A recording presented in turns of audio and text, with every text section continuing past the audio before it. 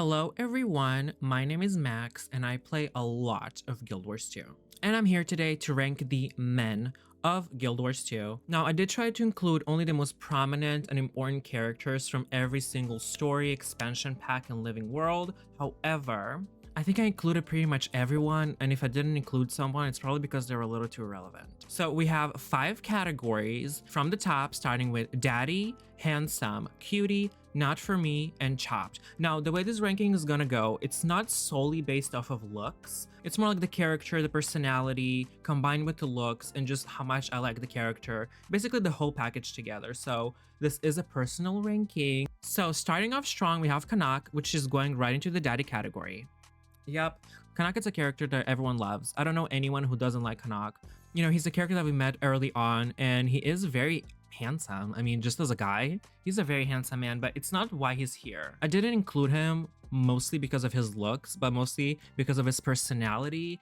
And I know that he's a little bit of like a diva. He is hot. I mean, I think he's one of the only Sylvari that I actually find attractive. Because mostly the other Sylvari, when I look at them, I just can't see like hotness or anything that's attractive. The only thing I can think about is just what I'm gonna have for lunch. Like am I gonna have a Cobb salad? Am I gonna have a Caesar? Like, it's honestly the only thing I can think about. But Kanak actually does it for me. So he's getting the much deserved Daddy ranking. Next up, we had Lord Farron. Now, I want to start off by saying that I don't think there is a character that we've seen naked as much as we've seen Lord Farron. Honestly, not that I'm complaining, because I do think that he's a very handsome guy. The problem is that we've just like known him from the beginning, and you know, like me as, you know, the commander, I kind of see him as like a brother almost. So it's kind of like weird for me to kind of see him as like anything else than that. What I have towards him is mostly like a very family, like brotherly love, and I can't really have more than that, unfortunately. So in my opinion, he's probably gonna go into the cutie category because he is pretty cute looks wise. Personality wise, he's kind of a loser, but I do think he deserves like kind of like the middle. Next up, we have Ephraim, who's honestly, I don't really remember him, but all I know is he's like a very chill guy. You know, he has a daughter, and in my opinion, looks wise, he just doesn't do it for me. So honestly, other than him being like a nice dude, I can't even say that I'm attracted to him for his personality. He's the type of guy that looks a little intimidating in the face, but he's actually a big softie, which I really appreciate. But you know, Ephraim, you're going to the cutie category just because for me, chars don't do it for me, you know, and I'm sure there's a lot of people out there who that's their cup of tea, but they're not really the race that would get like a lot of furries, because I feel like furries love more of like the humanoid kind. But I mean, like the chars are pretty much the closest they can get into, but I feel like the types of people that are into the char are like a little different. Next up, we have Maban. I know he has his boyfriend as Garen, and I don't really want to get into that in relationship and get in between that, but can't really say anything about him, to be honest. Looks wise, he's wearing a mask, so I can't really see what he looks like. And I know it's like something in the lore that like the Morsad and like the mask is like their flesh almost or something like that, but honestly, I personally can't do it because, you know, if you don't say in the face spec, I'm not meeting you. Had some bad experiences with that, so I'm gonna put him in not for me. Moving forward, we have Canute Whitebear, who, I mean, what can you say about Canute? He has the leadership, he has a beautiful family, he has a horrible hairstylist, he's like a nice middle-aged Norn man. He's the husband of Gerda Whitebear, who is currently in an adventure. We haven't really seen her. So to be honest, just because of that, I'm not a homewrecker. My name is not Ariana Grande, so I'm gonna put Canute in not for me. Next up, we have War Master Forgil Kursen, and oh my god, like the man that he is. Now, I know the first thing that you would probably say when you see him is, damn, he looks like he just did a line of coke. But you ignore his eyes and you just look at his personality and you see how like the leadership skills, he's everything you probably want in a man. And you know, he has experience, you know, he's more on the older side. Honestly, he's a badass and he's someone that you can rely on. And in my opinion, he doesn't belong in the daddy category just because I find him hot. I think he looks good.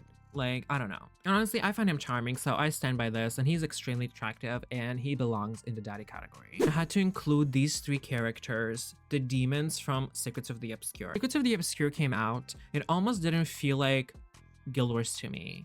It felt a little different. It almost felt like something shifted. It was a little exciting and something new and fresh. I mean, they did kind of butcher it with the updates after, but now starting off with Eparch, I'm sorry, Chopped. What can I say? I mean, Eparch is just is not a good looking man. And you know, I don't care that if he's like the strongest one out of all the demons, if he's like the most like whatever. I just don't think he's like has any qualities that I would find attractive, you know, and then especially in his like spider form, like that just looks disgusting. I mean, I'm sure there's someone out there that's into that, but that is not going to be me. He's a little scrawny, he's mean. It's like, why would you even want to be with someone like that? You know, you can do better. Next up, we have Deimos, who, in my opinion, is really hot. Okay, I find Deimos attractive, and hear me out. Cover his face, just look at his body, and you'll see it. I think Deimos is a little underrated when it comes to looks because obviously the demons are not gonna look like humans, but they are humanoid-ish, and I think Deimos just looks like a very strong man. You know, with his little weapon and the chains and it's swinging, you know, it does something to me. I mean, I can't lie. I'm gonna stick to my truth and I'm gonna include Deimos in handsome. I have to. To me, Ceres is probably the hottest character we've had in years.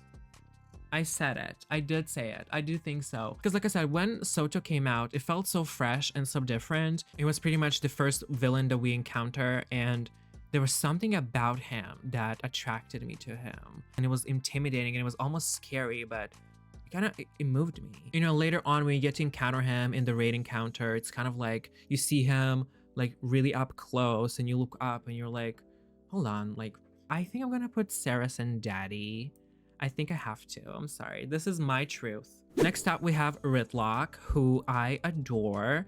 Ritlock has been with us also from the beginning, and you can say a lot about him. I mean, was he the best father? No. Was he the best partner? Probably no. Was he the best friend? I would say yes. I think Ritlock was actually a really good friend to the commander, and in general, I do think if I had to pick one char to find attractive, or if I have to like marry or whatever, it would probably be Ritlock, because I think it's the bond that we built more than just his looks and personality. But honestly, when we first met him, I kind of didn't think anything through. It wasn't until Heart of Thorns when he turned into a Revenant where I was like, okay, hold on. Now he actually looks kind of good and the armor suits him, and like the eye cover and the whole like storyline was actually like, I was like, hold on, like Ritlock, like. But the real question is he like a daddy rank? Probably not. Would I fight Krisha for him? Maybe. So in my opinion, I would put Ritlock in handsome. I think he's really cute. Next up, we have the villain of the Path of Fire expansion pack, Balthazar, who honestly kind of had to include, you know, he's a human, he's a prominent character. I kind of remember him wearing a mask. I don't know why. I think maybe it was because of like this art that we saw. I zoomed in on his face. I mean, he was like hot, to be honest. He kind of reminded me of War Master Forgel, but we know his personality. And you know what? I can't justify it. You know, I don't think he's ugly, but I do think his personality, just the way he is as a character in general. I mean, he tried to destroy the world. He tried to kill us a million times. So Balthazar, honestly, not for me. Thank you. Next, we have Isgarin, a great friend of ours. I had to include Isgarin mostly because it's pretty much the last seer in Tyria. Wouldn't you want to experience with a seer? But at the same time, would you want it to be Isgarin, who kind of resembles Lord Voldemort and kind of resembles handsome Squidward, but I can't call him chopped or ugly because he's really not. But like, is he like daddy? Is he like handsome? I don't know. I do think he's kind of like in the middle for me. I think it's mostly because of the story and the way we know him. It's just I can't see him anything other than a close friend, so I can't really put him that high up. But he also doesn't deserve to be low, so I'm gonna put Isgarin. I'm gonna put him in cutie because he is for me, maybe in like another lifetime. Next up, we have Flaunt.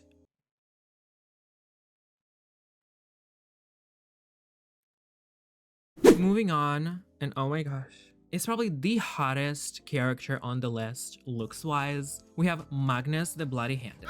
I mean, what can you say about this man? He's extremely attractive. His armor with the little side boob, and honestly him losing the eye made him even hotter. I think he's pretty much the ultimate daddy that I would even put him above Canuck. Like, he's just like the number one. Honestly, the way they're ranked, they're not ranked in order, but for the daddy one, he does belong at number one. You can help but see his, you know, courageous side when he saved young Ellen Keel, who just happened to look like every other orphan in Divinity's Reach. But he's just everything you want in a man. And honestly, I just love his voice, and just Magnus, you can have my eye if you want to. Like, I'm willing to make that sacrifice. Like, you can take whatever you want. Next up, we have Laurenthier, who I kind of feel like he's a character with like a missed opportunity because there wasn't really much for him with him. He kind of always felt like a side character. Looks wise, doesn't do it for me. And I think maybe if they bring back the character and kind of work more on him and give him a little bit more depth, then maybe I would change my mind. But honestly, as of right now, it's very simple for me when it comes to him. It's just like, not for me. Next up, we have someone who I fear I will be disagreeing with a lot of people because don't a lot of people think that Logan is like super attractive and he's like the most attractive man or something? I don't know, maybe not. But to me, Logan is not that cute. I mean, he looks okay. I mean, he kind of looks like what XQC would look like when he gets older, but he really needs to cut that bob. Like, that bob is not doing him justice. He's had it for years, and I just feel like he just only has it because Queen Jenna probably told him it looks cute. Which, Logan, let me tell you right now, it does not. You know, and even that one time when we saw him without his shirt off, it still didn't really do anything for me. I think, like, it has to do with his personality and him kind of being like a simp for Queen Jenna. Because honestly, let's ask the question. If I'm drowning and Queen Jenna is drowning, is he going to save me? Probably not. And I just don't see anything special in him. You know, it's just very much like, meh, not for me. Next in line, we have Detective Rama, who, let me tell you, I think he's a close second after Magnus for me. And yeah, he is like very hot. I remember when, you know, the beginning of End of Dragons, you know, when we washed ashore to Kantha and we were unconscious because we passed out.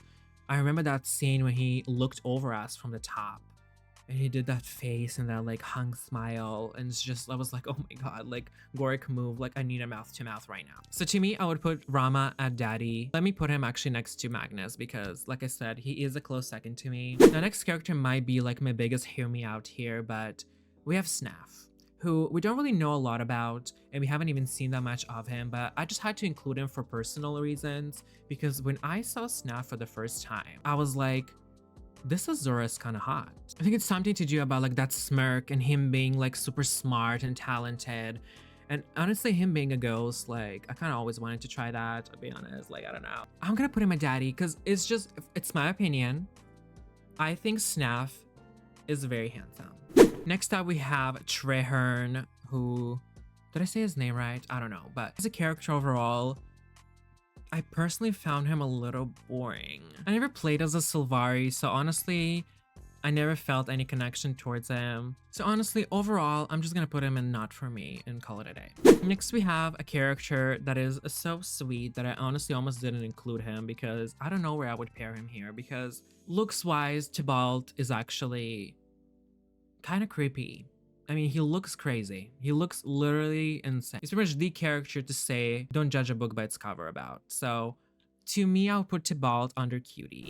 Next up, we have Bram, who honestly with Bram, I have a love-hate relationship because, you know, we started off fine and then I started disliking him and then we were back. Right now at this point in time, I'm indifferent. It's like rude and like aggressive and he's just like annoying in general. And I actually don't think he's ugly. Looks-wise, Bram is very handsome. I would have to be honest. I do think throughout the years, his haircuts were atrocious. I think he looked the best when he was bald, but the way he looks like right now is not that cute. So honestly, Bram, I don't know if I would put him like in the like brotherly love because I don't have love for him pretty much at all. You know, I wish him all the best because I'm sure there's someone out there that probably really loves Bram, and you know what? You can have him.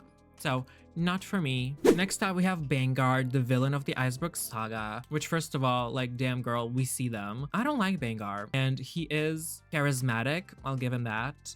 I think his looks scare me. Him as a character, he scares me. Everything about him is so just like a huge ick, and it's like, no.